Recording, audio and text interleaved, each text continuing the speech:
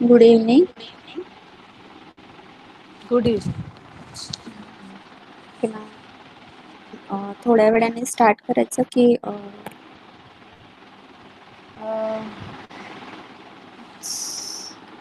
चालेल, स्टार्ट केलं तरी चालेल, काही प्रॉब्लेम नाही आहे. नाही म्हणजे मी अनाउन्समेंट करते म्हटलं, तुम्ही नंतर मग हे करा. हां, 1-2-3 मिनिटाने स्टार्ट करते मी. हो हो चालेल. तो गुड इवनिंग फ्रेंड्स, जय भीम सभी को. तो आज का हमारा आई थिंक लास्ट लेक्चर है ह्यूमन हेल्थ एंड डिसीजेस पर. तो प्लीज आप कुछ भी क्वेरी हो इसके पहले के लेक्चर के बारे में या फिर अभी जो सिखा रहे हैं वो उसके बारे में अगर कुछ भी क्वेरी है तो प्लीज आप पूछिए मैम से, क्योंकि अगर आपके अभी डाउट्स क्लियर नहीं हो पाएंगे तो फिर बाद में भी आपको बहुत ज़्यादा दिक्कत आएगी एग्जाम के बारे टाइम पर. So please ask queries. और अभी वृशाली मैम थोड़ी देर में स्टार्ट करेंगे. Okay, thank you.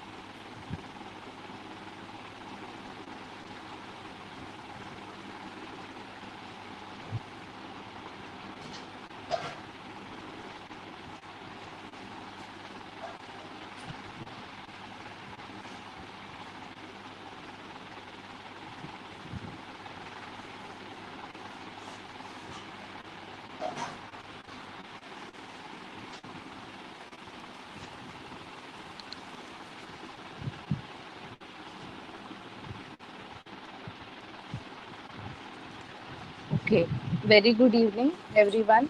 जय भीम सभी को. Before starting with today's lecture, कल एक्चुअली एक डाउट पूछा था regarding the primary host of Plasmodium. So I am very sorry. Actually, there was some network issue, so I could not take class yesterday. So I'll just explain it again.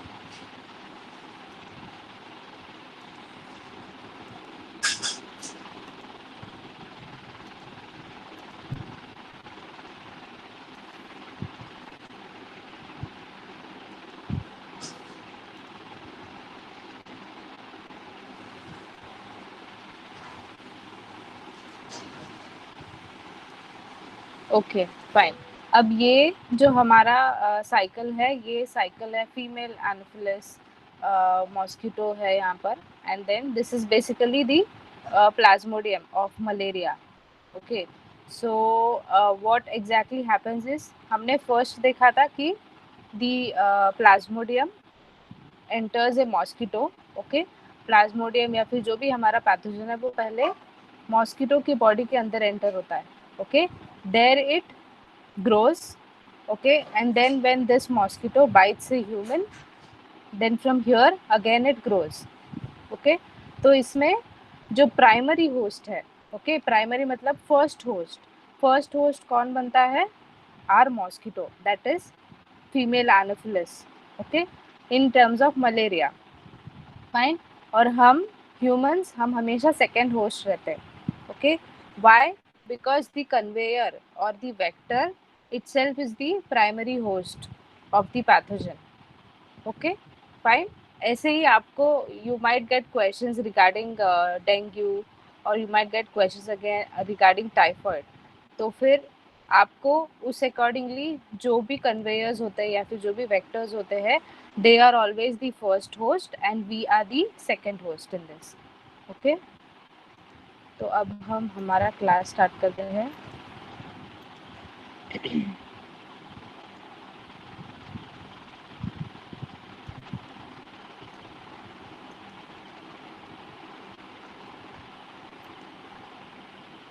Okay, सो आज हम polio देखेंगे and we'll see the drug addiction part जो आपके text books में दिया है. Okay, so let's start with polio. Polio जैसे आप सभी को पता है, it is also known as poliomyelitis. Okay, ये इसका क्लिनिकल नाम है poliomyelitis, but along with this it is also called as infantile paralysis.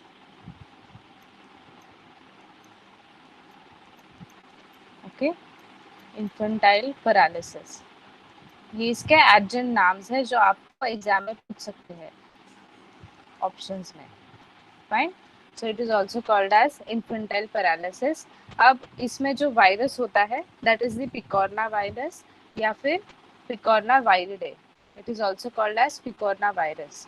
इसका जो ओरिजिन है, okay, now India is actually very successful in eradicating polio from our nations. लेकिन even today ऐसे बहुत सारे कंट्रीज है in world who still report cases of polio.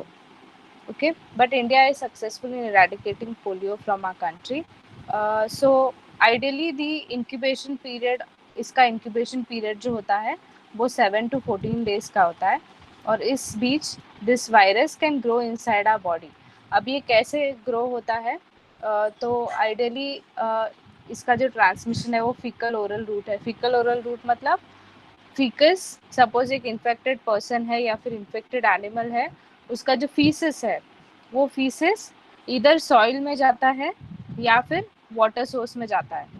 Okay, so that water source या फिर वो पानी जो कंटामिनेटेड है दैट इज यूज्ड और कंज्यूम्ड बाय ह्यूमंस. सो ये हो गया faecal oral route. Okay, fine, so that is contaminated source. अब ये जो वायरस है, ओके, पिकोरना वायरस, ये पहले हमारे बॉडी में जाता है. Okay, and this is actually known as a enterovirus. Okay, what is enterovirus? अगर आपको याद होगा, एंटेरो एंटेरो या फिर एंटेरिक, एंटेरो या फिर एंटेरिक मतलब हमारा इंटेस्टाइन. तो जो भी आप जहाँ पर भी देख रहे हैं एंटेरिक सेल्स या फिर एंटेरोवायरस, एंटेरो बैक्टीरिया, तो ये सारे जो वायरस बैक्टीरिया है ये हमारे स्टमक से निकलकर इंटेस्टाइन में आते हैं and there they form a colony. Okay, या फिर आप कह सकते हैं there they host on our intestine. Okay, fine. अब इंटेस्टाइन में जब ये ग्रो होता है तो it becomes highly dangerous. Fine, अगर इंटेस्टाइन उस वक्त अगर हमारी इम्यूनिटी स्ट्रॉन्ग है तो we can finish this enterovirus, but अगर हमारी इम्यूनिटी स्ट्रॉन्ग नहीं है तो ये इंटेस्टाइन में मल्टीप्लाई होता है and then it goes to our CNS. CNS में भी वो कहाँ जाता है, हाउ डज इट प्रोग्रेस, मतलब अगर हम एक एग्जाम्पल लेते हैं, okay, it has entered our body. Fine, then it is going to go to our alimentary canal. Alimentary canal मतलब हमारा डाइजेस्टिव पाथवे, ओके, जो जिसमें इसोफेगस, स्टमक वगैरह सब आता है. From there it will go to our intestine. Okay, तो ये हुआ हमारा first phase. Okay, it has reached our intestine. From here, यहाँ से वो कहाँ जाएगा, it is going to enter our blood. Okay, fine. जैसे नॉर्मल बैक्टीरिया वायरस जाते हैं इंटेस्टाइन का जो टिश्यू है, टिश्यू लाइनिंग है, वो ब्रेक करके they enter blood system. Similarly ये वायरस भी जाता है. From blood it goes to our lymph nodes. तो जो एक्चुअल प्रॉब्लम है वो यहाँ से स्टार्ट होता है. जो हमारा एक्चुअल इन्फेक्शन है it starts from this phase. This is called as primary infection of polio. Okay, ये आपको याद रखना है. This is called as primary infection of polio, जहाँ पर हमारे लिम्फ नोड्स उन्होंने इन्वेड कर लिए हैं and they are going to infect more. From here it will spread. Ideally क्या होता है, कौन से लिम्फ नोड्स इन्वॉल्व होते हैं, यहाँ पर हमारा स्टमक आ गया. Okay, from stomach it goes down to our intestine. Okay, तो फर्स्ट एंड फोरमोस्ट जो प्राइमरी इन्फेक्शन की मैं बात कर रही हूँ, वहाँ पर हमारे सिर्फ ग्रॉइन के जो लिम्फ नोड्स है, ओके, ग्रॉइन के है, फिर यहाँ पे हमारा इंग्वाइनल एरिया आता है, सिर्फ यहाँ के ही लिम्फ नोड्स इन्वॉल्व होते हैं. ओके, लिम्फ नोड कहाँ फिल्टर होता है, हमारे ब्लड में. Okay, fine. तो यही जो वायरस है वो फिर से हमारे ब्लड स्ट्रीम में जाएगा. ओके, अब यहाँ से जो ब्लड स्ट्रीम जा रही है, this is again going to spread to the entire body. Okay, this is going to spread to entire body, क्योंकि सर्कुलेशन हमारा वैसे ही है कि blood flows to every part of the body. Fine.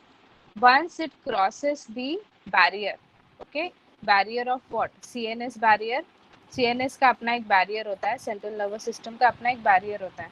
ये वायरस की उतनी कैपेसिटी है कि वो बैरियर को ब्रेक करके it can enter our nerves. तो नर्व्स में भी वो फर्स्ट कहाँ जाता है, it goes to our axons. Okay, it will go to our axons. Fine. Axons, what is happening at the axonal terminal. अगर मैं एक नर्व बना रही हूँ यहाँ पर,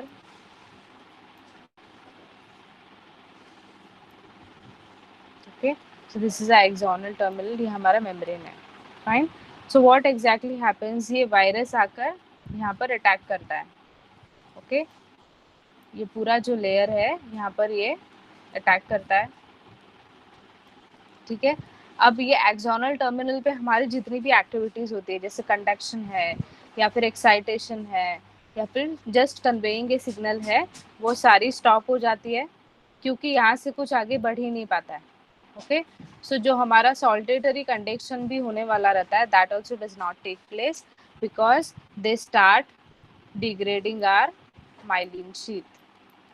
ओके, हमारे माइलिन शीथ का काम क्या है कि वो हमारे नर्व्स को प्रोटेक्ट करता है. ओके, या फिर इंसुलेशन देता है. फाइन, ताकि जो भी कंडक्शन जा रहा है या फिर जो भी सिग्नल हम प्रोवाइड करना चाहते हैं वो बाहर लीक ना हो. Okay, we should provide a optimal signal, इसलिए माइलिन शीथ प्रेजेंट होता है. लेकिन this virus starts slowly degrading that also. Okay, so once it degrades the entire myelin sheath, फिर हमारा नर्व कुछ फंक्शन नहीं कर पाता है, क्योंकि जितना भी मैसेज आता है वो बाहर लीक होता है, outside the nerve, it goes outside the nerve. So our muscles या फिर हमारा सॉफ्ट टिश्यू या जो भी मेम्ब्रेन है, सेलुलर मेम्ब्रेन है, दे don't get the signal. So that's how धीरे धीरे नर्वस सिस्टम भी डिग्रेड होती है, प्लस हमारे जो मसल्स है वो भी वीक होने लगते हैं. So that same happens in polio. Okay, fine. अब इसके सिम्टम्स क्या होते हैं, इनिशियल सिम्टम्स तो जैसे आप लोग को पता है, फीवर आता है, बॉडी एक है, all that takes place. Okay, sore throat and everything takes place. So even in this case same thing will happen. जैसे जैसे ये इन्फेक्शन स्प्रेड होता है, ओके, ये जो मैं आपको अभी बता रही थी, एक्सोनल टर्मिनल के जितने भी एक्शंस है वो पूरे कम होने लगते हैं.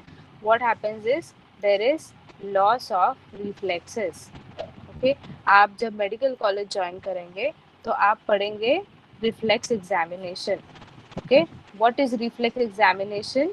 रिफ्लेक्स एग्जामिनेशन हमारे बॉडी का सबसे वाइटल पार्ट होता है, जहाँ हमें ये रिफ्लेक्सेस बताते हैं कि हमारा बॉडी नॉर्मल फंक्शन कर रहा है, हमारा हाथ नॉर्मल फंक्शन कर रहा है, हमारा पैर नॉर्मल फंक्शन कर रहा है. ओके, सो व्हाट आप इस डायग्राम में जो देख रहे हैं that is knee jerk. Okay, आपके इस लेवल पे you don't need to know what exactly is knee jerk या फिर कैसे होता है, बट जस्ट फॉर नॉलेज आपको याद रखना है कि reflexes are the science which tell us that our hands and legs are functioning normal. Okay, fine. So वो जितने भी हमारे रिफ्लेक्सेस है, हाथ के है, पैर के है, हमारे आई रिफ्लेक्सेस है, वो सारे धीरे धीरे कम होने लगते हैं. एक स्टेज ऐसे आता है where there is complete loss of reflex. आप कितना भी टैप करेंगे हैमर लेके, there will be no reflex. So that stage is where you, मतलब ये जो स्टेज होता है ये इरिवर्सिबल स्टेज होता है, you can't do much for this. Fine, okay. Then again along with this, मतलब जो ये जो मैं बोल रही थी, फाइन, ये जो एक्सोनल टर्मिनल जैसे the nerve also is responsible for conveying signals, okay। तो अगर मैं टच कर रही हूँ, okay, if I am touching the patient who is infected with polio with a pin prick, fine, so the patient will not get that sensation। क्यों? क्योंकि nerve की जो कैपेसिटी होती है टू कन्वे कि ये पिन प्रिक सेंसेशन है to your muscle, वो पूरी खत्म हो जाती है because of this virus, okay. वो मैसेज कन्वे ही नहीं कर पाती है, तो that condition is called as sensory loss, okay, sensory loss, fine. अब ये जो प्रोसेस हो रहा होता है, माइलिन शीट का डिग्रेड होना, नर्व का डिग्रेड होना, उसकी वजह से पेशेंट्स को टिंगलिंग सेंसेशन आता है, ओके। कभी कभी हमें भी होता है, अगर हम एक ही पोजीशन में या फिर हाथ को एक ही पोजीशन में रख के बैठेंगे तो we get tingling sensation, tingling numbness होता है, okay. That same feeling happens to a patient who is suffering with polio, but that happens only in the lower limbs, okay। सिर्फ पैर में शुरुआत होती है उसकी, फाइन। एंड आफ्टर दैट जैसे जैसे धीरे धीरे सारे नर्व्स खत्म होने लगते हैं, the muscles they tend to lose their power, their strength and everything, and then the patient is permanently paralysed, okay. ये है उसका पैथोजेनेसिस। अब इसके टाइप्स होते हैं, आपको एक चीज याद रखनी है, स्पाइनल पोलियो जो है उसमें this virus is going to infect the spinal cord, okay, fine. उसके बाद आता है बल्बार पोलियो। बल्बार पोलियो में patient will be having infection at the brain stem level. Bulbar means brain stem, okay, brain stem. Bulbospinal is what? Bulbospinal में ना सिर्फ patient का spinal cord involve होगा, बट इस कंडीशन में patient के दोनों पार्ट्स इन्वॉल्व होंगे। दोनों पार्ट्स मतलब spinal cord as well as brain stem, combination में इन्फेक्शन होगा पेशेंट को, ओके। सो स्पाइनल कॉर्ड का जितना भी फंक्शन है, प्रोसेसिंग है, कंडक्शन है, कन्वेइंग मैसेज है, वो सारा बंद हो जाएगा। ब्रेन स्टेम का जो भी फंक्शन है वो धीरे धीरे कम होने लगेगा, फाइन। तो आप जो ये थर्ड टाइप का देख रहे हैं, this is the most severe and most what you call most devastating type of polio जो पेशेंट सफ़र करते हैं। और इस टाइप के जो थर्ड टाइप का जो पोलियो है, इसमें लाइफ एक्सपेक्टेंसी भी कम होती है, हार्डली लाइक जब से डिजीज ऑनसेट होती है तो patient can survive for like 4 to 5 years, या कोई अभी तो पेशेंट का उससे भी कम लाइफ स्पैन हो गया है, सो इसकी लाइफ एक्सपेक्टेंसी भी कम हो गई है। So to prevent all this whatever is happening,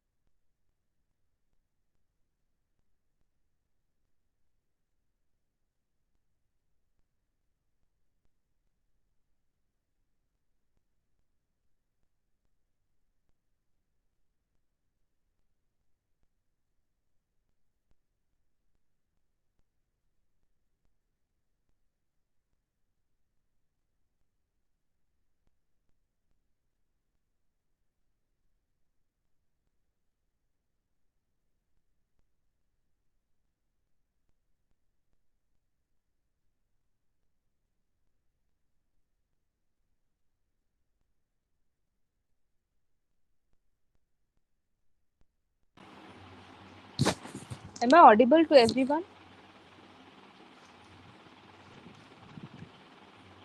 No, ma'am. Sorry, just a minute, I think network, हाँ, okay, fine, yeah। सो हम वैक्सीन पर थे, तो टू प्रिवेंट ऑल दिस जो भी हमने अभी देखा, उसका पैथोजेनेसिस, उसकी सीवियरिटी कितनी है, to prevent all this what we have is a vaccine. अब इसे आईपीवी क्यों कहा जाता है? क्योंकि ये है inactivated poliovirus. Okay, inactivated poliovirus. Polio virus. Okay, तो इसका काम क्या है? ये आइडियली हम बच्चों को देते हैं. We start with a span कि हम 2 मंथ से स्टार्ट करते हैं. Then we give one at the 4 month, 6 months, and then when the child is between 6 to 18, and then 4 to 6 years का जो स्पैन होता है, ऐसे हम बच्चों को एक 5 to 6 डोसेस देते हैं. तो इसका काम क्या होता है? ये जो वैक्सीन है, it is basically inactivated form of same. ये जो वायरस है, हम क्या करते हैं, हम वायरस जो एक्चुअल वायरस है उसमें से हम उसका एक पार्ट निकालते हैं जो हमको ज़रूरी होता है. ओके, सपोज हमारा वायरस है. ओके, इसके ये एंटीजेंस है आप जो ऊपर देख रहे हैं. फिर इसका अपना डीएनए होता है. ओके, तो हम क्या करते हैं, हम ये डीएनए निकाल रहे हैं. ओके, और हम एंटीजन निकाल रहे हैं. फाइन, ये है हमारा एक्चुअल वायरस, और ये हम निकाल कर एक दूसरे पैथोजन में डालते हैं जिसका एक्चुअल जो डीएनए है वो हमने निकाल दिया है. Okay, fine. सपोज हम कंसिडर करते हैं कि ये ई कोलाई है. ठीक है, तो हमने ई कोलाई का जो डीएनए है उसके जो एंटीजेंस है वो पूरे कट करके निकाल दिए. ओके, मॉलिक्यूलर सीजर से ये सब निकाल दिया है. तो ई कोलाई के वजह से जो इन्फेक्शन होने वाला है वो हमें कभी नहीं होगा, क्योंकि जो एक्चुअल कंपोनेंट है जिससे इन्फेक्शन होता है वो तो हमने निकाल दिया है. तो ये जो वायरस का डीएनए और एंटीजन है वो हम यहाँ से निकाल कर इसमें डाल रहे हैं. ठीक है, और अब ये बन गया है हमारा vaccine. So this we are going to give to the child. Okay, so child के बॉडी में क्या हो रहा है इसके रिलेटेड.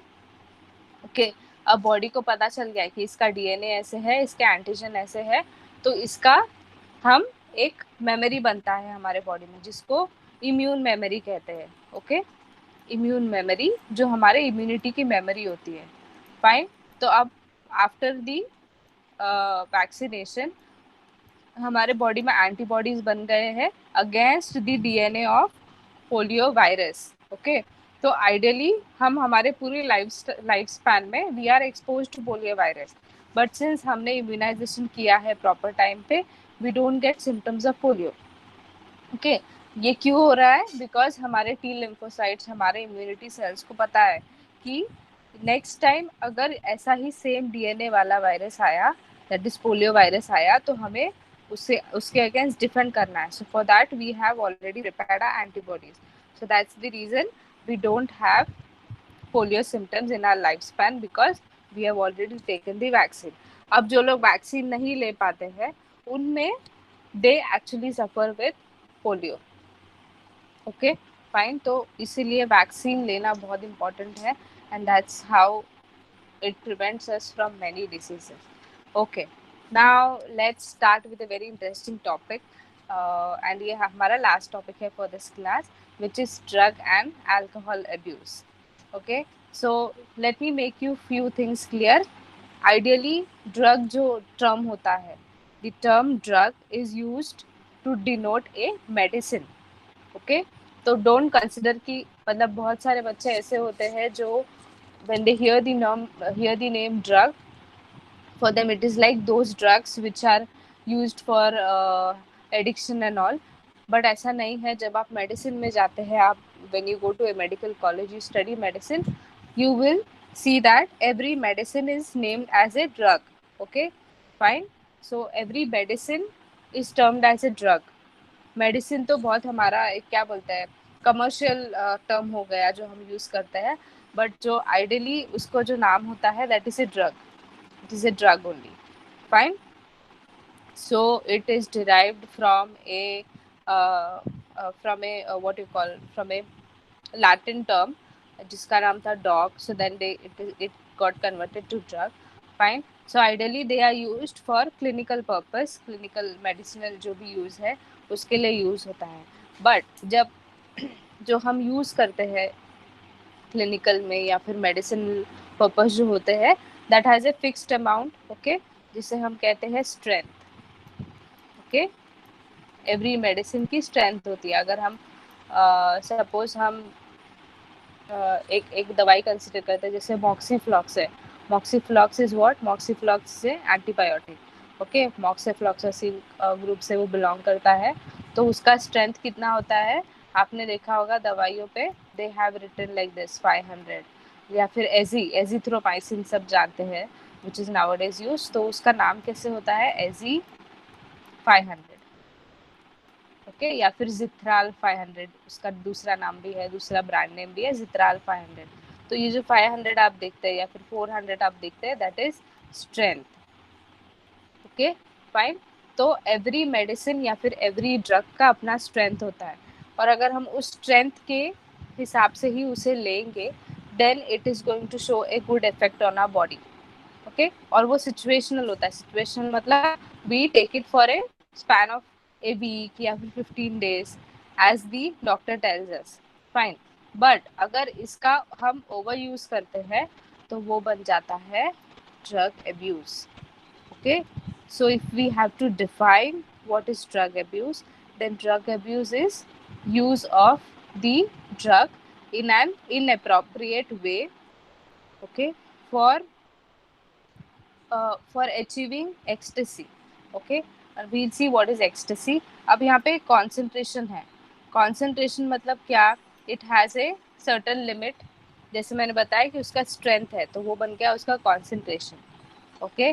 देन उसके साथ साथ फ्रीक्वेंसी। अब if I get a person with throat infection, तो मैं उन्हें बोलूँगी दैट आपको you have to take Azee 500 for like a span of 5 days and you have to take it twice in a day. तो ये क्या हो गया? फ्रीक्वेंसी हो गई। Twice in a day, okay, is a frequency. लेकिन there are few people who take it 4 times in a day, 5 times in a day, और जो 5 days का हो जाता है, that they extend beyond 10 days, 15 days. So that is what? That is misuse, okay, and that is called as drug abuse, okay, fine. अब इसी के अंदर the drugs are basically they are जब हम बात करते हैं एथलीट्स की, जो एथलीट पॉपुलेशन है या फिर जो डांसर्स है, एक्टर्स है, देन देर आर फ्यू जो स्टंट्स वगैरह करते हैं, बेसिकली उनमें ड्रग अब्यूज़ हम इसलिए देखते हैं because they always want to be high. High मतलब they don't want to get tired, मतलब वो कुछ 20 घंटे 24 घंटे they go on working. Athletes they have to run a lot, okay, उनका रनिंग बहुत रहता है, तो they don't want to get tired. So for that वो कुछ drugs, we see what drugs they use, वो कुछ ऐसे ड्रग्स यूज करते हैं जिससे they never get tired, okay, they are always alert, they are always energetic, okay. So we'll see what exactly that is, fine. तो हमारे जो drugs है they are basically classified into 2 types. एक sedatives होते हैं और एक स्टिमुलेंट्स होते हैं। अब सिडेटिव्स क्या होते हैं? सिडेटिव्स वो होते हैं जो आपके सीएनएस को सप्रेस करते हैं। सप्रेस करते हैं मतलब क्या? आपके सीएनएस का जितना भी फंक्शन है उसे कम करते हैं। सो आइडियली सिडेटिव्स लेने के बाद what exactly happens is patient sleeps, okay, patient या फिर पेशेंट ड्राउजी रहता है, fine, okay. Then next is stimulants. Stimulants लेने के बाद patient is always excited, okay, patient का अलर्टनेस, उसकी एनर्जी वो सब बढ़ जाती है, फाइन। तो ये हो गए ब्रॉडर क्लासिफिकेशन। अब when we want to go into detail, हमारे जो ड्रग्स है they are basically classified into 4 types. We'll see what are they. We'll start with opioid drugs. Opioid drugs are also called as smack. ये इसका क्या बोलते हैं? Market name या फिर कमर्शियल नाम आप कह सकते हैं। It is also called as smack. अब एक ओपीएम प्लांट होता है, ओके, जिसका एक एक सीड होता है। सपोज ये उसका सीड है, it is also that plant actually is called as Papaver somniferus, okay. तो उसका जो सीड होता है, उस सीड पर एक हम अगर कट लगा देंगे, ओके, तो सीड के अंदर का जो लैटेक्स होता है, latex is like a gum type उसका जो स्ट्रक्चर, या फिर आप कह सकते हैं उसका लैटेक्स जो होता है वो निकाला जाता है। अब ये जो फ्रूट है, ओके, ये जो इसका ये जो प्लांट है, इसका जो ये सीड है, फ्रूट है, ये एक्चुअली अनराइप होता है। ओके, ये अनराइप होता है। अगर राइप में निकालेंगे तो उसका दूसरा ड्रग बनता है, बट जब हम ओपीएम की बात करते हैं तो इसका लैटेक्स निकालते हैं। अब ये फ्रूट पका नहीं है, इसका लैटेक्स निकालते हैं और फिर ओपीएम बनाते हैं। Okay, fine. सो आइडियली आपको एग्जाम में पूछा जाएगा कि which drug is having diacetyl bonds या फिर डायएस्टर बॉन्ड्स, तो आपको लिखना है कि opium has a diacetyl bond. Okay, fine, because it उसका कंपोनेंट ही डायएसिटाइल मॉर्फिन होता है। ओके, वो उसका कंपोनेंट होता है, so that is why we use it. अब हमारे बॉडी में we ourselves have a opioid system, okay, जो हमारा नेचुरल ओपियम सिस्टम होता है हमारे बॉडी का खुद का, fine, natural opium which is present inside our body. अब आप बोलेंगे what exactly is this natural opium? आपको याद रखना है जब हम ओपियोइड ड्रग्स की बात करते हैं या फिर ओपीएम नाम आता है, तो OPM is a what? It is a analgesic. Okay, it is basically used to reduce our pain. ठीक है, हमें जहाँ भी पेन होता है तो हम, यू मस्ट हैव सीन, लोग मॉर्फिन लेते हैं। तो मॉर्फिन क्या है? Morphine is a type of opioid. Okay, so all these drugs, specially opioid drugs, are used for reducing pain. ठीक है, लेकिन अगर इसका जब एक्सेस होता है तो व्हाट एग्जैक्टली हैपेंस वो हम अभी पढ़ेंगे। तो आइडियली इसका ओरल रूट होता है, ठीक है, we take it by our mouth. But जब इसका ड्रग एब्यूज होता है तो पीपल स्मोक दे, ये जो स्मैक बनता है या फिर इसके जो डेरिवेटिव्स बनते हैं वो ideally it is wrapped in a cigar and then उसको स्मोक किया जाता है। So that is how people get addicted to it. ठीक है, सो इसका अगर एब्यूज होता है तो एब्यूज होने के बाद what happens is people they are totally lost, मतलब उन्हें कोई भी चीज़ इंटरेस्टिंग नहीं लगती है। क्यों? Because they, I don't know whether आप लोगों को डोपामीन रिवॉर्ड सिस्टम पता है या नहीं। I just explain it in next slide. So addiction एक ऐसा पार्ट है जहाँ पर people they need more and more. Okay, उन्हें जितना भी एडिक्शन मिलता है they are never satisfied with it, so they want it more. Why they want it more? Because dopamine plays a very important role when we talk about drug addiction या फिर कोई भी addiction हो, mobile का addiction हो, any addiction. तो वो कैसे होता है? I just explain, I think you guys must not be aware of it, just for your knowledge. हाँ, तो ओपीएम के क्लासिफिकेशंस है, ठीक है। First classification is morphine, fine. Second classification is codeine and third इसका जो होता है that is called as heroin. You all must have heard it. Okay, so morphine is actually derived from a name of a Greek god. ठीक है, एक Greek God था जिसका नाम था मॉर्फियस। ओके, मॉर्फियस का मतलब होता है God of dreams. Okay, this is very important question for you all. Okay, Morpheus का मतलब होता है गॉड ऑफ ड्रीम्स। तो ये ग्रीक गॉड था, so from his name it is derived morphine. क्यों? क्योंकि व्हेन पीपल कंज्यूम मॉर्फिन वो एकदम सिडेशन में चले जाते हैं। सिडेशन मतलब they sleep and they can sleep for a longer time and then they get dreams in their sleep वगैरह। सो इसीलिए it is derived from there. Okay, so what exactly happens जब हम morphine consume करते हैं? First effect होता है कि हमारा पेन जो है वो कम होता है।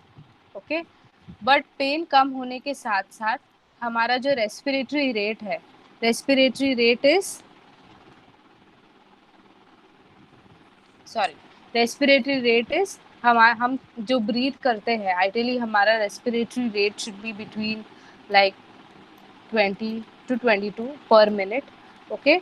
लेकिन जब हम मॉर्फिन कंज्यूम करते हैं तो ये और कम होता है, okay. It goes up to 15 to 16 ऐसे होता है।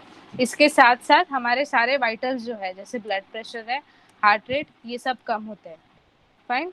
एंड हमारे बॉडी के जितने मोटिलिटी फंक्शंस है वो भी कम होते हैं। So that is what happens when we consume morphine. And it, हम बेसिकली जिनको बहुत ज़्यादा पेन होता है, आइडियली पेशेंट्स जिन्हें सर्जिकली ऑपरेट किया जाता है या फिर कैंसर पेशेंट्स होते हैं, उनमें we prefer giving morphine, okay, fine. Next is codeine. Codeine is a type of methyl morphine.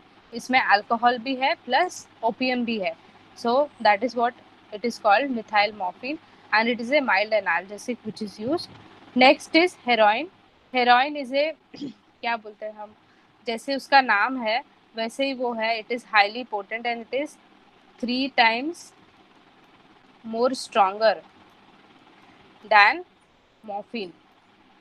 लेकिन हीरोइन जो है ये है एक ecstasy drug, okay. Ecstasy drug, या फिर हम कह सकते हैं illegal drug, okay. No doubt it is 3 times more potent, but it is not legalized, and उसके बहुत सारे कॉन्सिक्वेंसेस होते हैं, and it is highly addictive, okay. बहुत ज़्यादा पेशेंट बहुत जल्दी एडिक्टिव हो जाते हैं, या फिर जो भी इसे यूज़ करते हैं, जो भी ड्रग एडिक्शन के पार्ट है, या फिर सब्सटेंस एब्यूज़ जिसे हम कहते हैं, we use the term substance abuse in medical and clinical practice. तो जो भी एब्यूज़ होते हैं इस ड्रग से, तो दे बिकम हाईली एडिक्टिव, ओके। और इसके रिस्क फैक्टर्स बहुत है एक्चुअली। ये बेसिकली दे टेक इट, इसके 2-3 रूट्स होते हैं टू कंज्यूम, ओके। एक तो ओरल होता है, ओरल रूट होता है, ओके। दूसरा दे इंजेस्ट इट, और they take it with the help of a syringe, okay. अब इसमें प्रॉब्लम क्या होता है, आइडियली जो ड्रग्स प्रैक्टिस करते हैं, जो एडिक्टिव रहते हैं, व्हाट दे डू इज, मैं इंजेक्शन की बात कर रही हूँ, when it is taken through injection, what they do is they share syringes with each other, okay. Because they are highly addictive, उनको पता नहीं रहता है वो क्या कर रहे हैं, so they share syringes. So this sharing is increasing what, it is increasing the risk of communicable diseases through the serums. अब ये communicable diseases through serums क्या है, HIV AIDS जैसे बीमारियां है, सिफिलिस है, ये बहुत easily एक इंसान से दूसरे इंसान को होते हैं when they use the this route, that is sharing of syringes. तो ये हमारा सबसे बड़ा रिस्क फैक्टर है।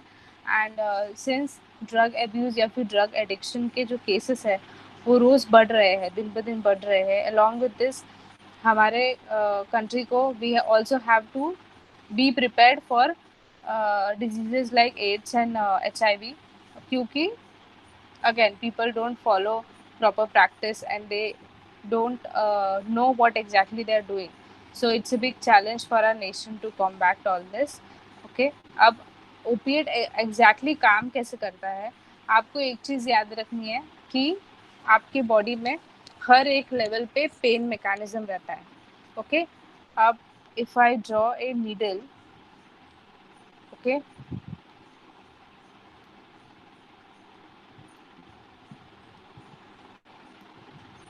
Fine, this is a nail, okay, और ये हमारा टिश्यू है। सो जब ये प्रिक होता है यहाँ पर, व्हाट हैपेंस इज हमारे इफरेंट एंड एफरेंट जो न्यूरॉन्स है वो काम करने लगते हैं, ओके। तो फर्स्ट सिग्नल जाता है हमारे स्पाइनल कॉर्ड को, ठीक है। Spinal cord is responsible for sending the signal up to the medulla, okay. ये हमारा पेरी एक्विडेक्टल ग्रे मैटर है which is present, and then from here it goes to thalamus. अब थैलेमस से हमें एक सिग्नल आता है कि ठीक है पेन हो रहा है, तो पेन को कम करना है, पेन को सप्रेस करना है, ठीक है। So what it is going to release another activation signal, okay. फिर मेड्यूला में आता है वो एक्टिवेशन सिग्नल, मेड्यूला से स्पाइनल कॉर्ड में जाता है। अब हमारे स्पाइनल कॉर्ड में क्या होता है, it has T cells, okay, then it has other cells also, जैसे निकोटिनिक सेल्स है, ये सब सेल्स होते हैं।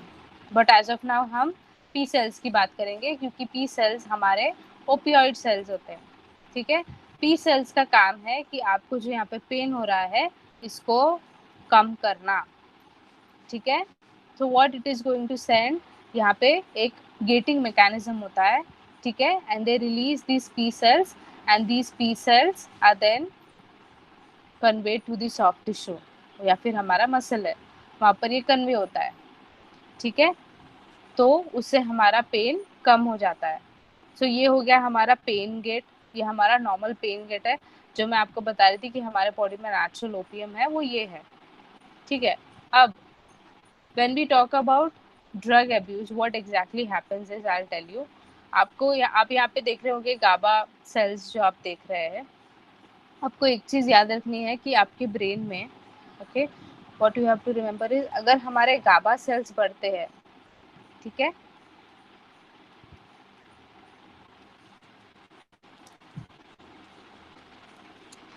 फाइन, ओके, अगर गाबा सेल्स बढ़ते हैं तो व्हाट इज हैपनिंग इज हमारा जो पेन है, पेन जो है वो भी बढ़ेगा। क्यों? क्योंकि जो ऑन सेल्स है, ओके, ऑन सेल्स हमेशा एक्टिवेटेड रहेंगे, एक्टिवेटेड रहेंगे। अगर हमारे गाबा सेल्स कम होते हैं तो हमारे ऑफ सेल्स का काम शुरू होता है। ऑफ सेल का काम क्या है कि हमारा जो पेन है उसको कम करना। ठीक है, सो गाबा सेल्स का जो लेवल है वो कम होना जरूरी है। ओनली देन, तो जब हम ब्रेन की बात कर रहे हैं, दैट इज थैलेमस, तो ये जो मैं बता रही हूँ आपको गाबा वगैरह, ये सब हमारे थैलेमस में हो रहा है। ठीक है, सो थैलेमस में there will be a signal generated, जिससे हमारे गाबा सेल्स जो है उनका एक्टिवेशन कम हो जाएगा या फिर बंद हो जाएगा। So the minute the activation reduces, what happens is हमारे जो ऑफ सेल्स है वो एक्टिवेट हो जाते हैं, and then they convey message to PAG, from there it goes to a medulla, okay, and from there it goes to a spinal cord. So that's how the P cells are released. Okay, so this is the natural opium of our body. Fine. अब जब हम reward system की बात करते हैं, I'll just clear out everything. Yeah, okay. जब हम reward system की बात करते हैं,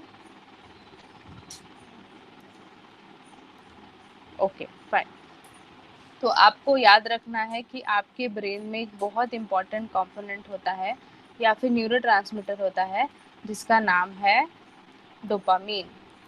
अब हम जब एडिक्शन को कैटेगराइज करते हैं या फिर एडिक्शन की बात करते हैं, तो dopamine plays a very important role when we talk about addiction. क्या होता है, आपके दो न्यूरॉन्स हैं, ठीक है, अब dopamine basically works during reward and motivation. ठीक है, रिवॉर्ड मोटिवेशन के टाइम आपके डोपामीन का जो लेवल है वो काफ़ी हाई रहता है। सो दैट इज़ वाई आप एक्साइटेड रहते हैं, आप खुश रहते हैं, यू फील प्लेजर वगैरह, all that is there. Now let's take an example. Okay, now I like chocolates, fine, so I have seen a very nice chocolate, या फिर आई have seen a very nice chocolate pastry in a cake shop, so I am happy कि मुझे now I am going to buy that, fine. So the minute I see that, because I like it, so in my brain there will be secretion of dopamine. Okay, dopamine के levels high होंगे, fine. तो dopamine के levels high होते हैं तो dopamine का और एक काम होता है, that it conveys message from one neuron to another neuron. Okay, fine, so this neuron is going to send a signal to this neuron saying that there is a chocolate pastry and we are going to have it, fine. So इसके वजह से I feel happy, I get excited, then my limbic system, मेरी जो limbic system है, okay, if you all must be remembering, हमने limbic system पढ़ा था। limbic system is the emotional generation system, ठीक है। इसके साथ हमारा एक एरिया होता है जिसे हम रिवॉर्ड एरिया कहते हैं inside the brain, which is nucleus एक्कम्बेंस।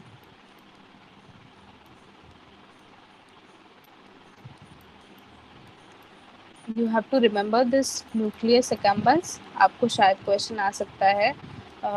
Last I think 2 या 3 साल पहले there was one question on this.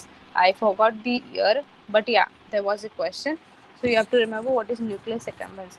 Nucleus accumbens हमारा reward area है inside our brain. Fine. So okay, this ये एक example हो गया कि मैंने I have seen something which I like. Second example I'll take कि I have got I have written a very nice research paper. ठीक है, मेरा एक रिसर्च स्टडी है तो मैंने बहुत अच्छा रिसर्च पेपर लिखा है. So I am going to get reward for that. या फिर they are going to felicitate me for writing a very nice research paper. या फिर मेरा जो research paper है that is going to get published in a very nice medical journal. ठीक है, तो I am happy. तो ये एक reward है मेरे लिए. Fine. So again मेरे dopamine level secrete होंगे. ठीक है, fine. ये हो गया second example. Third example is where I have an idea. Now suppose सी मेरा पेपर पब्लिश हो रहा है, I am getting a award, तो एज्यूम कर रही हूँ हाँ okay they will give me a medal, they will give me a trophy और anything like that. So this is also another type जहाँ पर डोपामिन बढ़ सकता है. मतलब टू इंक्रीज डोपामिन आपको कुछ देखने की या सुनने की जरूरत नहीं है. Even if you imagine something okay then also you can feel happy. तो इनिशियली पहले का रिसर्च ऐसे कहता था कि dopamine is released only when there is pleasure. Okay, लेकिन अभी रिसेंट रिसर्च ऐसे कहता है कि it is not just release during pleasure. Pleasure से पहले का जो फेज होता है, मतलब before buying the pastry only I am happy. Okay, तो पेस्ट्री लेने के बाद I will be more happy, तो वो तो दूसरा पार्ट हो गया. But before buying the pastry, just by seeing the pastry I am happy. Fine. So that is how dopamine is getting activated. ठीक है, अब ये जो न्यूरॉन्स है ये अगर इनको ज़्यादा डोपामिन भी हो गया ना देन दे बिकम इनएक्टिव और दे बिकम डेड, और या फिर वो डोपामिन के लिए इनसेंसिटिव हो जाते हैं, उनको पता ही नहीं चलता कि डोपामिन है. So they become insensitive to dopamine. Okay, so that is what is happening. ठीक है, अब जब हम एडिक्शन को कोट करते हैं, when we define addiction, what happens, we'll see that. ये दो न्यूरॉन्स है. Okay fine. अब डोपामिन इज गेटिंग सेक्रेटेड. एक एग्जांपल लेते हैं, I am playing video game. Okay, बच्चों, I will take an example of kids. Nowadays kids they are very much addicted to video games and they don't get up from front of TV. TV का addiction है या फिर mobile का addiction है. तो what exactly happens, they feel happy. Okay, they feel happy when they are watching TV. जब वो video game खेल रहे हैं they feel happy, so their dopamine levels are high. ठीक है, अब एक टाइम ऐसे आता है कि they go on playing video game. I have parents who say that their kids play video game for 4 hours 5 hours. तो what is exactly happening to dopamine surge, मतलब dopamine surge का जो level है वो भी क्रॉस हो रहा है. इतना dopamine is secreted. Okay, so much dopamine is present in their striatal structures, in their cerebral structures. तो इसके वजह से क्या हो रहा है, ये जो न्यूरॉन्स है ये बन रहे हैं इनसेंसिटिव टुवर्ड्स दिस डोपामिन. मैंने बताया था आपको ज़्यादा डोपामिन होना भी इज़ नॉट राइट. ठीक है, तो ये न्यूरॉन्स बन रहे हैं insensitive. So what is happening, neurons insensitive बन रहे हैं तो वो जो प्लेजर वाला फीलिंग है या फिर वो जो हैप्पीनेस वाला फीलिंग है वो नहीं मिल पा रहा है उनको. Okay, kids don't get happy. So जब तक उनका जो ग्रीड है, उनका जो ये जो वांटिंग है कि वी शुड फील हैप्पी, जब तक वो उनको नई हैप्पीनेस नहीं फील होता है they go on playing. Okay, they go on watching TV. So that is what is addiction. Okay, so जब हम ड्रग अब्यूज की बात करते हैं this same happens with the people who are consuming drugs, या फिर जो एडिक्शन करते हैं, जो सब्सटेंस अब्यूज के शिकार है, even they have the same thing. वो जितना लेते हैं it is not satisfying for them. Okay, so they want more and more so that they feel happy, they feel pleasure. So to attain that level, it is they need to cross the level of normal strength. मतलब अगर हम normally morphine देते हैं कि आपको 2 tablets लेने हैं, ठीक है, and you have to take it for 4 days. But जब हम अब्यूज की बात करते हैं, देर आर पेशेंट्स जो लॉन्ग रन पे मॉर्फिन ले रहे हैं। लॉन्ग रन पे मॉर्फिन मतलब they are taking it from 5 years, 6 years, 10 years, 15 years. So this is addiction. Fine. क्यों? क्योंकि वो 2 टैबलेट ले रहे हैं, they don't feel happy with that, they don't get that feeling, so they take more tablet, so your body gets accomplished to it, तो फिर they want more, they need more of it, so that's how they get satisfied.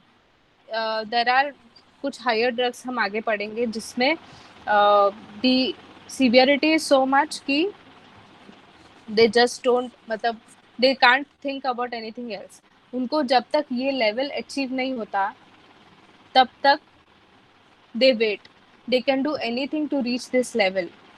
ये जो हम बात कर रहे हैं dopamine की या फिर दैट हैप्पीनेस वाला feeling, they don't need anything else. जब तक उन्हें वो नहीं मिलता है they feel very restless.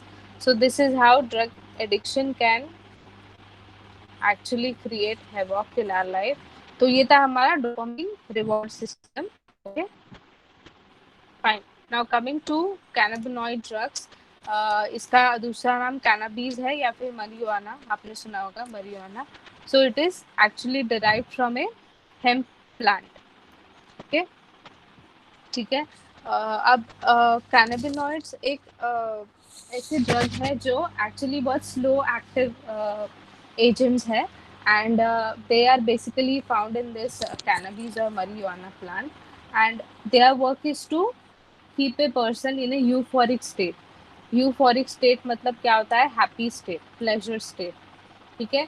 When ever the person consumes it they are in a totally different world. Okay, उनके अगर उनके साथ कोई हादसा हुआ है या फिर they are having some personal issue, life crisis, for that minute और for that moment they forget that उनके साथ ऐसे कुछ हुआ था। So that is temporary loss of memory and they don't understand what is happening with them, so that's a euphoric state. Okay, अब इसमें एक बहुत important component होता है tetrahydrocannabinol, जिसे THC भी कहा जाता है। Another important MCQ for you all, you have to remember, cannabinoid drugs में the important component is this THC, which can give a euphoric state to a person. ठीक है। अब the person who is consuming this will be always euphoric, जैसे मैंने बोला था, euphoric या फिर relaxed. Okay, so the person will be always euphoric और relaxed in this. Fine. Now the जो हम कैनाबिनॉइड की बात कर रहे थे, कैनाबिनॉइड या फिर ये THC की बात कर रहे थे, तो what exactly happens in this is, इसके 2 टाइप होते हैं ये जो ड्रग बनता है। एक तो इसका marijuana है and the other one is a synthetic type, synthetic drug बनाते हैं। फाइन।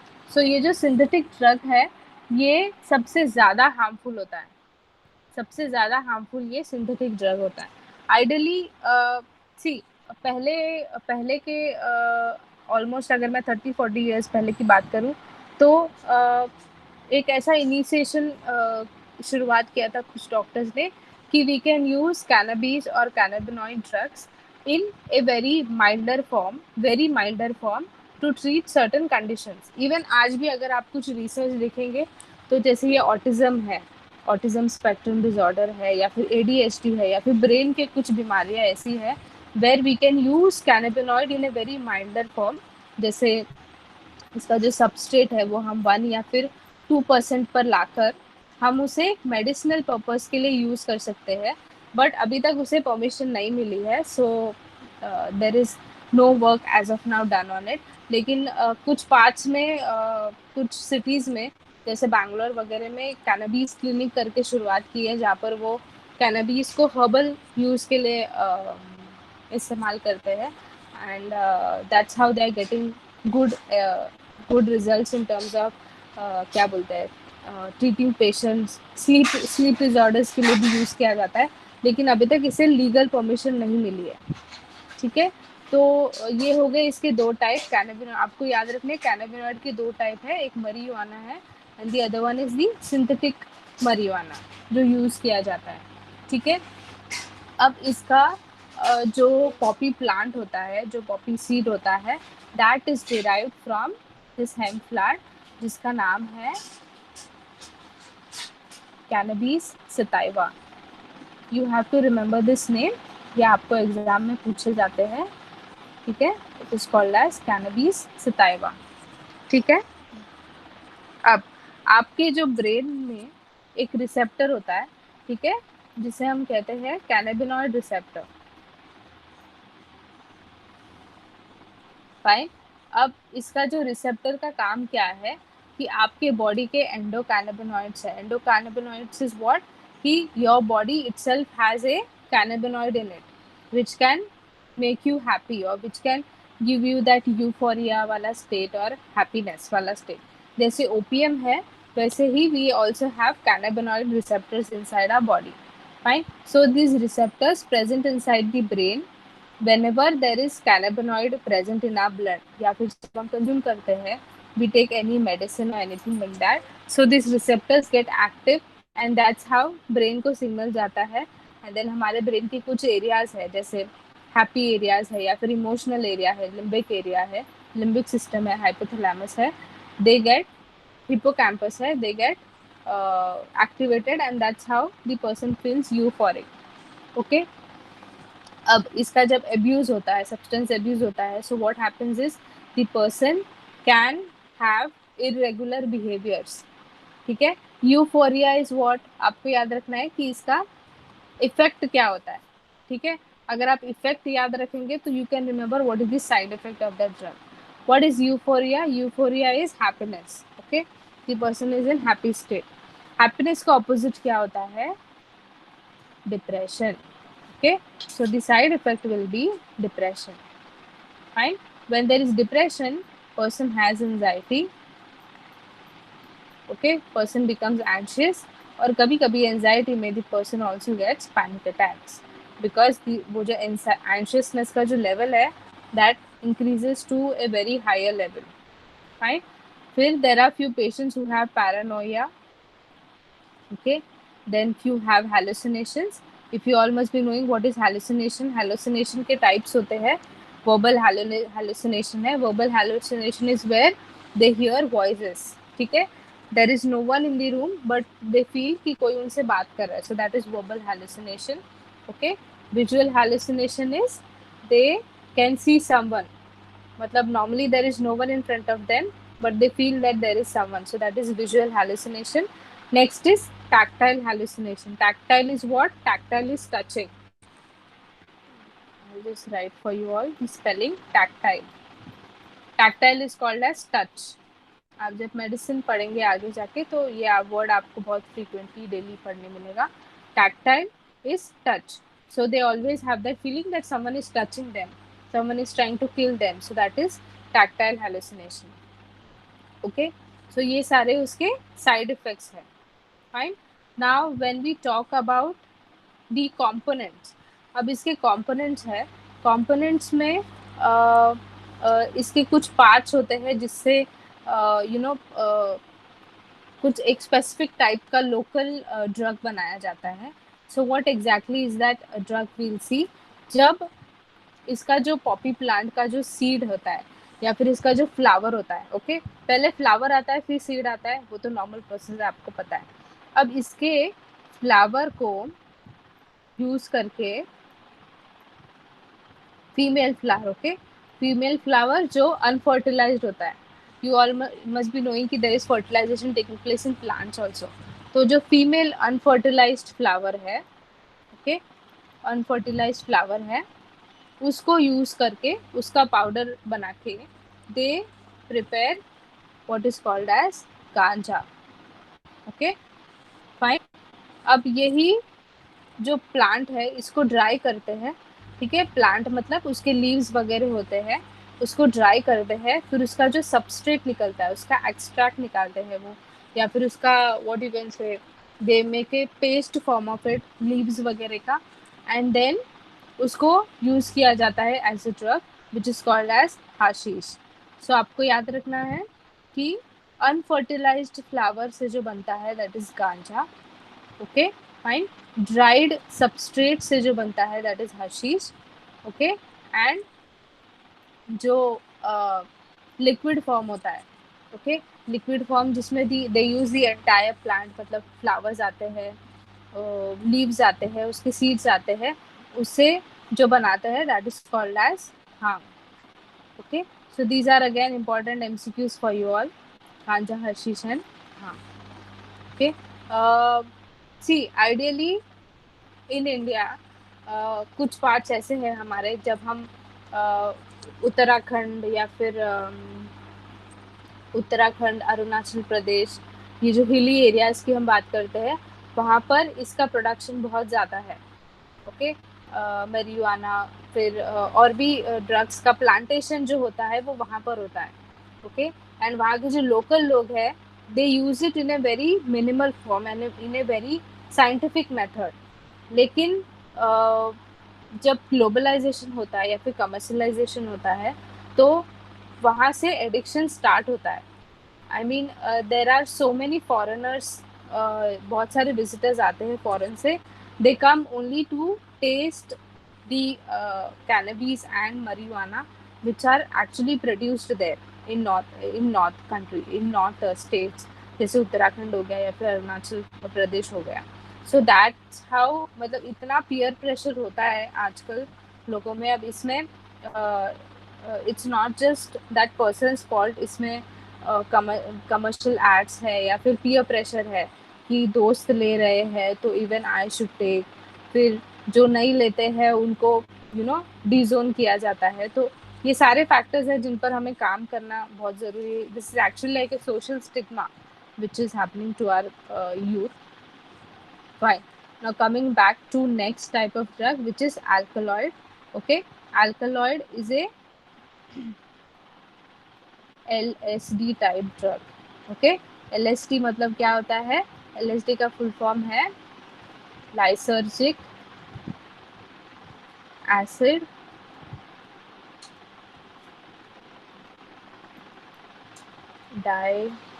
diethylamide.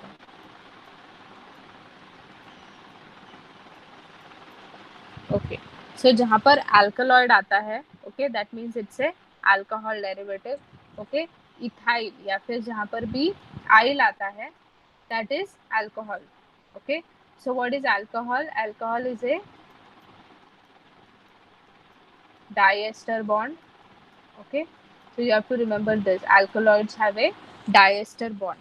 Now इसका जो commercial name है that is coke और crack, okay, and एक plant होता है जिसका नाम है erythroxylum coca. You have to remember this plant name from where alkaloid drugs are derived, okay. अब इसका जो काम है, इसका बेसिकली व्हाट एग्जैक्टली काम क्या है कि ये एक स्टिमुलेंट है। स्टिमुलेंट मतलब सीएनएस के जितने भी फंक्शन है, आपके सीएनएस का काम क्या है? To keep you alert, okay. आपका कॉग्निशन लेवल जो है, cognition is your thinking ability, आपका जो जजमेंट है, all that is your part of cognition. To keep you alert, to keep your cognition high, okay fine, to keep you excited. So जब एक stimulant drug consume किया जाता है तो ये सारे जो फंक्शन हैं ये हमेशा ऑप्टिमम से भी ऊपर लेवल के होते हैं, ओके। मतलब they are always highly alert, ऐसा हम कह सकते हैं, people who consume the stimulants, fine. अब इसके रूट्स क्या है? It is either inhaled, smoke और इंजेस्टेड, ये तीन ही ये होते हैं इसके, फाइन। अब जो कोकेन है, how does it interfere inside our body? Fine. So the cocaine, I'll just draw a small diagram for you all.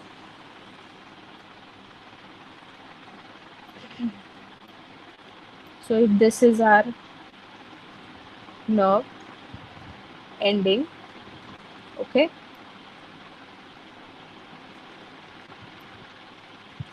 Fine. So ये हमारा nerve ending है, यहाँ पर हमारा cell membrane है या फिर दूसरा nerve है, let's consider. तो यहाँ पर there will be what? There will be receptor here, okay, और यहाँ पर एक ट्रांसपोर्टर होता है, ठीक है। तो ये जो ट्रांसपोर्टर है इसका काम क्या है, that it is going to give a signal to release dopamine. Fine. So ideally जब आप ये एडिक्वेट क्वांटिटी में लेते हैं, ओके फाइन, तो तब क्या होता है कि यहाँ पर डोपामीन रिलीज होता है, lots and lots of dopamine, okay, which is released here, and that is going to make the person satisfied, okay। लेकिन अल्कलॉइड्स लेते जा रहे हैं, कोकेन लेते जा रहे हैं, कोकेन लेते जा रहे हैं, so what is happening, neurons dead होते हैं। न्यूरॉन्स डेड होते हैं तो डोपामीन सेक्रेट तो हो रहा है, but the neurons are not able to pick up कि dopamine है, dopamine is being secreted, so to in order to satisfy their need they take more and more of cocaine। so what is happening, ये जो transporter है यहाँ पर cocaine आके attach होता है, ओके फाइन। सो इससे तो जब ये अटैच होता है तो ट्रांसपोर्टर का फंक्शन क्या है, to signal to release dopamine. अब ये तो फंक्शन पूरा बंद हो गया, so what is going to happen, dopamine is not going to be secreted, so the person is going to become more restless, okay, that person will become more restless and that's how he need more and more of dopamine। तो ये बन जाता है addiction, okay fine. अब इसके side effects क्या होते हैं, side effects will be the person will have cardiovascular issues. Cardiovascular issues में आता है increased heart rate, okay, and hallucination will be present in every substance abuse, क्योंकि ब्रेन का जो फंक्शन है उसके साथ वो इस तरह इंटरफेयर करता है कि it gets very difficult for it to what you call for it to actually function properly. तो इसलिए लॉन्ग रन में जब यूज होता है तो it becomes hallucination, okay fine. And if cocaine is consumed in large quantity, then the person can have paranoid schizophrenia। Schizophrenia अगर आप लोगों को पता होगा, wherein that person is lost in their own world, they talk irrelevant talks उनके basically होते हैं, okay।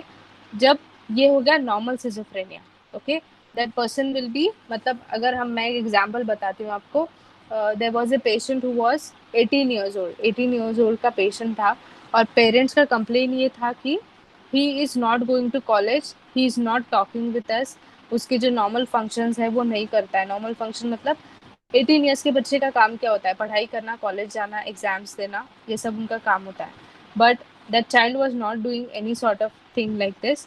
और फादर सबसे ज़्यादा एजिटेटेड थे, या फिर फादर को सबसे ज़्यादा गुस्सा आ रहा था, because he was his son and he's not doing anything। later on एक 5-6 महीने के स्पैन के बाद उसके सिम्टम्स और बढ़ गए, वो अपने आप में ही रहता था, अगर उससे कोई थोड़ा सा भी चिल्ला के बात करता था तो वो जल्दी से he used to become very very scared। so later he was diagnosed with early stage schizophrenia। paranoid schizophrenia में what happens is that person gets attacked। वो जो पेशेंट है उसको अटैक्स आते हैं इस बात के कि someone is present there and that someone is going to kill me, तो उसे कहते हैं पैरानॉइड सिजोफ्रेनिया, ठीक है। अब कोई कोई पेशेंट्स ऐसे भी होते हैं, जैसे लव्ड वंस है, लव्ड वंस में आते हैं पेरेंट्स, सिबलिंग्स, भाई बहन जो भी है, तो उनको उनसे भी डर लगने लगता है। अगर कोई पानी भी देता है, so that person will start imagining कि there is something inside this water और they have put some toxin inside this water and they want to kill me. तो ये सारे पैरानॉइड सिजोफ्रेनिया के प्रेजेंटेशन है। अब मैं ये आपको क्यों बता रही हूँ, because you should understand the severity of how potent this drugs can be, okay. तो ये हो गया अल्कलॉइड्स का, fine. Now coming to the last drug for today's class, that is benzodiazepine। ideally अब आगे जाके जब आप फार्मेसी पढ़ेंगे या फिर आप फार्माकोलॉजी पढ़ेंगे, then you will join medicine, तो आप benzodiazepine बहुत frequently देखेंगे। it is also called as BZD, okay fine। so again it is also LSD। LSD जैसे हमने पहले देखा था lysergic acid वाला डेरिवेटिव जो है वो हमने देखा था। नाउ बेसिकली लाइसर्जिक एसिड क्या है, लाइसर्जिक एसिड एक प्रीकर्सर्स है, ठीक है, दे आर प्रीकर्सर्स अब एक अर्गॉट फंगस होता है, remember the name, okay. Ergot fungus होता है which is responsible for formation of alkaloids.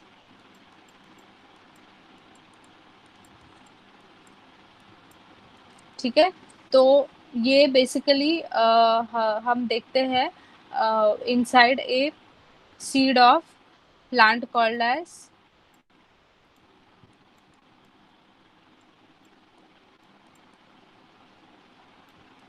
कोरिम्बोसा, Turbina corymbosa, this is called as टर्बिम्बोसा।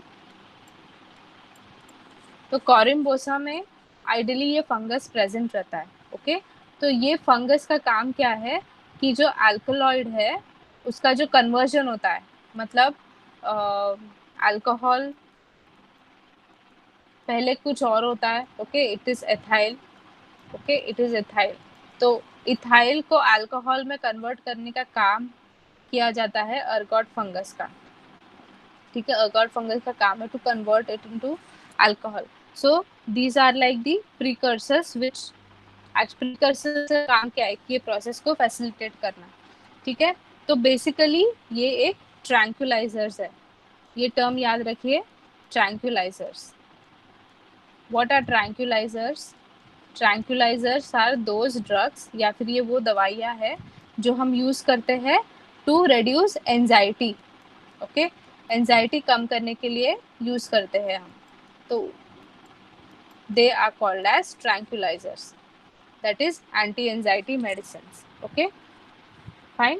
So basically benzodiazepines are tranquilizers as well as जैसे anxiety कम होती है, patient शांत होता है तो पेशेंट रिलैक्स होता है, सो it is also responsible for inducing sleep.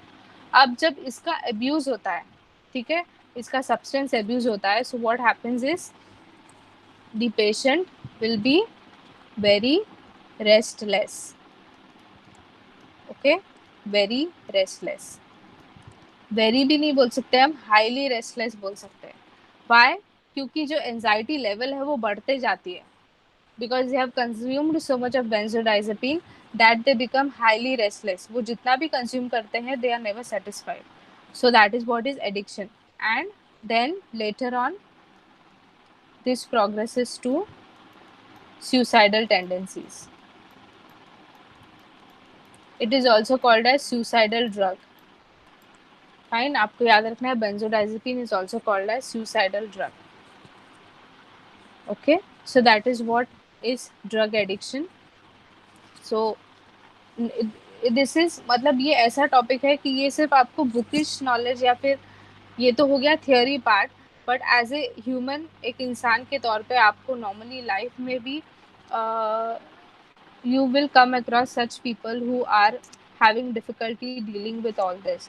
तो आपका it's your duty to address, basically see, addiction एक ऐसा फेज होता है जहाँ पर पर्सन बिकम्स, उसके कुछ क्राइटेरिया होते हैं, इमीडिएटली कोई एडिक्टिव नहीं होता है, वो एक फेज होता है। जैसे पर्सन लोनली है, या फिर देर इज नो वन जिससे वो शेयर कर सकते हैं, या फिर उनकी कोई सुनने वाला नहीं है, फाइन। सो कौन सुनता है? सुनने वाले मोस्टली पीयर ग्रुप के होते हैं, फ्रेंड्स होते हैं, सब फ्रेंड सर्कल होता है, so ideally they only listen, so they tend to get support from outside, outside the family हो गया, आउटसाइड दी हाउस हो गया। सो in today's walk of life, okay, in today's world or in today's state of nation, what is happening is there is no one with whom you can share or who can listen to you, so that's the biggest drawback. So addressing everyone's problem, everyone's query is very important. So that is like a startup for combating all these social evils such as addiction and abuse, okay.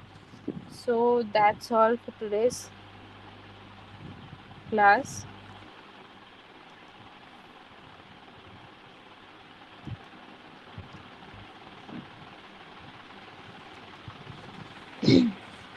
Yes, any doubts?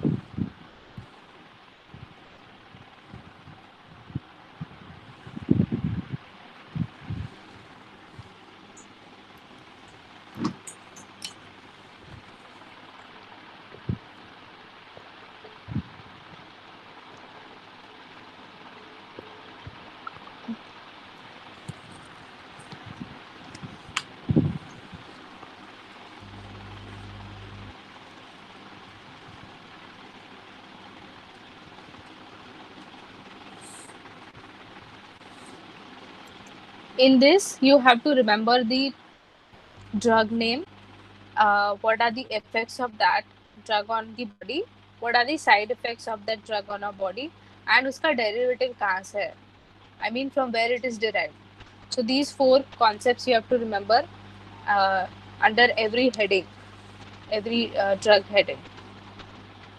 So what you guys do is to make this part very simple, वही table वाला method.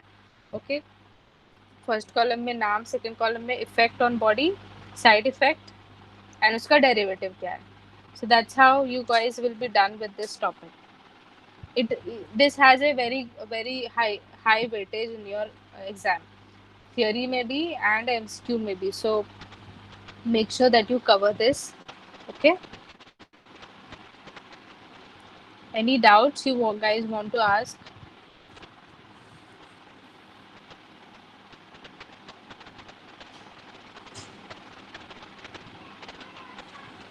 Ma'am,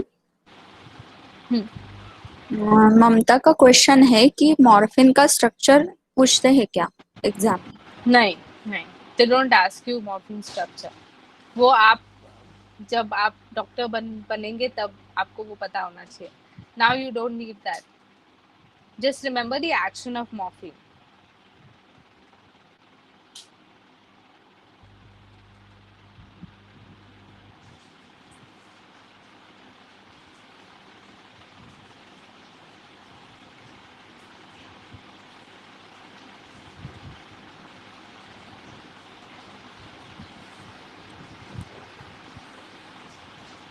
Okay, then I think we can wind up.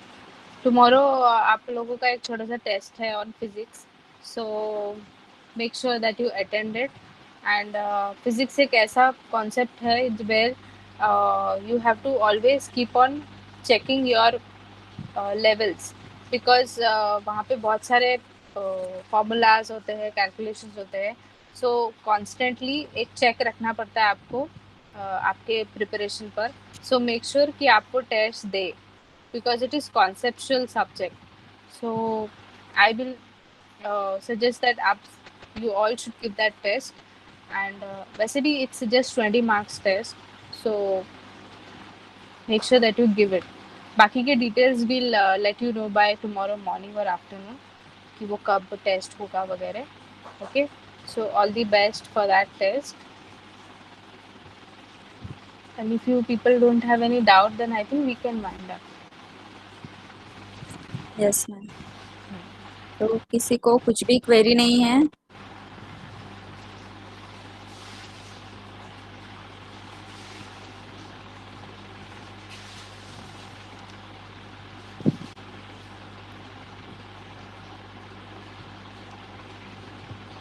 So I think ma'am हम ये lecture यहीं पे stop करते हैं. Yeah.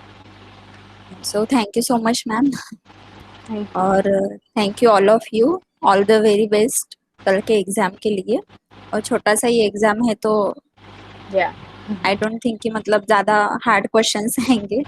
So please दीजिए exam, और बाकी डिटेल्स लिंक वगैरह हम कल आपको फॉरवर्ड करते हैं.